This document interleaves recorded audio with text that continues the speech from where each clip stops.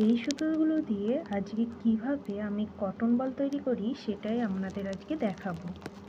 প্রথমে এরকম একটা স্কেলেতে আমরা 14 বার ওই সুতোগুলোকে পেঁচাবো। এরকম লম্বালম্বি 14 বার পাকানোর পর আমরা এটাকে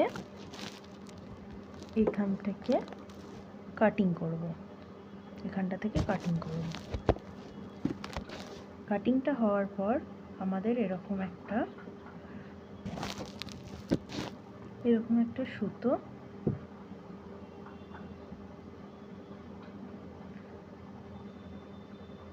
পেয়ে যাব। দেখুন, এবার আমার এই কটন বল তৈরি করার জন্য অনেকেই কি করেন, তুলির ব্যবহার করেন।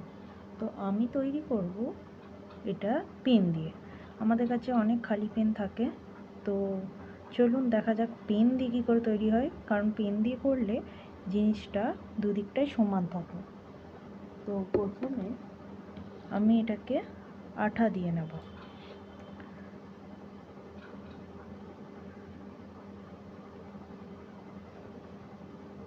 তারপর জিনিসটাকে আমি এভাবে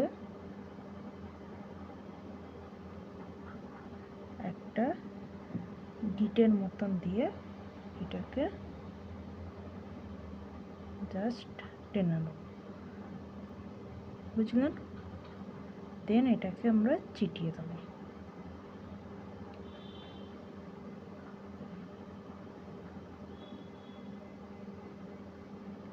এতে করে আমাদের আর জিনিসটা বেরিয়ে আসবে না, সুতোগুলো আর বেরিয়ে আসবে না।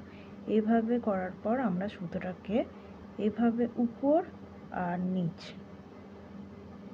এভাবে পাকাতে থাকবো, এরকম করে পেঁচাতে থাকবো। এবার যদি আপনার কোনো এক্সট্রা সুতো, ধরুন এই যে আমার এইখানটা এক্সট্রা সুতো যেটা বেরিয়ে আছে, ওটা কিন্তু হাইট হয়ে যাবে। দেখুন কিভাবে,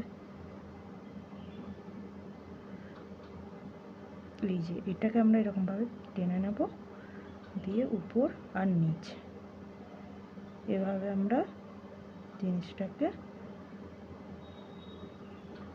আর আমরা এভাবে পাকাতে থাকবো। এই যে দেখুন পাকাচ্ছি, দেন উল্টো দিকে এভাবে সমানভাবে আমরা করে নেব।